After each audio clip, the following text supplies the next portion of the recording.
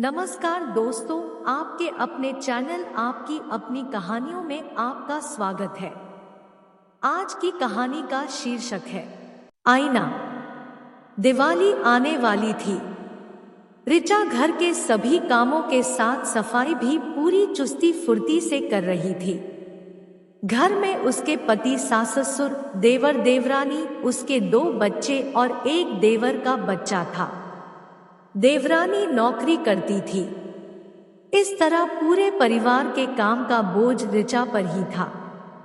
इतने सभी लोगों का ध्यान रखते रखते कब ऋचा की सुबह से शाम हो जाती उसे पता ही नहीं चलता। लेकिन इतना करने के बाद भी परिवार के सभी सदस्य उसे कुछ ना कुछ सुना ही देते। फिर भी वह चुपचाप अपने काम करती जाती थी। कभी किसी से कुछ नहीं कहा। उसके पति भी उसे कोई महत्व नहीं देते थे, क्योंकि उन्हें लगता था कि वह नौकरी नहीं करती, सिर्फ घर के काम करती है, इसलिए वह उसकी कदर ही नहीं करते थे। कोई भी उसकी किसी भी काम में मदद भी नहीं करता था। हर कोई बस हुक्म चलाता था और वह सबके काम बहुत ही प्यार से करती रहती थी, कभी किसी से कुछ नहीं कहती। एक दिन ऋचा जल्दी जल्दी सब काम निपटा रही थी, क्योंकि 10 दिन बाद दिवाली थी और उसको बाजार से खरीदारी करने भी जाना था। वो काम निपटाकर जैसी ही घर की सीढ़ियों से उतरने लगी, तभी जल्दबाजी में उसका पैर फिसल गया और वो हाथ के बल नीचे आकर गिरी। उस दिन रविवार था। घर के बाकी सदस्य भी घर में थे।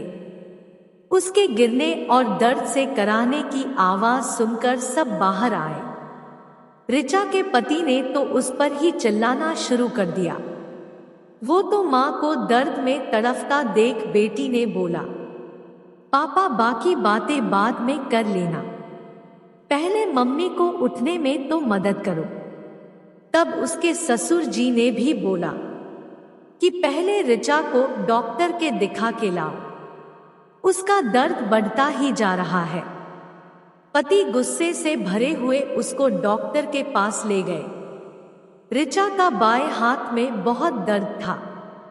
एक्सरे में उस हाथ की हड्डी टूटी हुई आई थी। प्लास्टर चढ़ाया गया। बाकी जगह पर भी गुम चोट थी। वो घर आई तो घर में उसकी सास और देवरानी के मुंह बने हुए थे।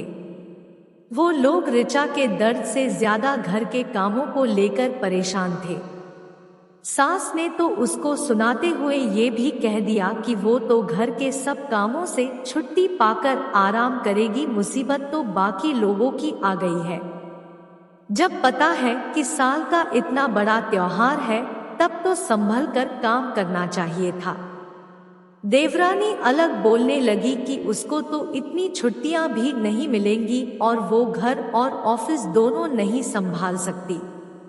ऋचा की आंखों से तन के दर्द से ज्यादा अपने ससुराल वालों की कड़वी वाणी से जो घाव मिले थे वो आंसू के रूप में निकलने लगे। पति भी कुछ बोलने के थे, तभी उसके ससुर जो इतनी देर से सबकी बातें सुन रहे थे वो बोले कि आज तक ऋचा ने सबका बहुत ख्याल रखा है। कभी बीमार भी हुई तो तुरंत दवाई लेकर फिर से काम में लग जाती थी। अगर घर का कोई भी सदस्य बीमार पड़ता था तो वो सबका बहुत ख्याल रखती थी, पर आज उसके चोट क्या लगी, तुम लोगों ने अपना रंग दिखा दिया।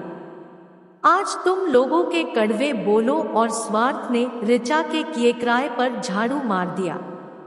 ससुर जी की बात सुनकर सब लोगों को अपनी गलती का एहसास हुआ। उन्होंने ऋचा से अपने किए की माफी मांगी और भविष्य में अपना पूर्ण सहयोग देने की बात कही। पिता समान ससुर जी के अपंत्व ने उसके घावों पर तो मरहम लगाया ही था, साथ ही साथ परिवार के सदस्यों को भी आईना दिखा दिया था।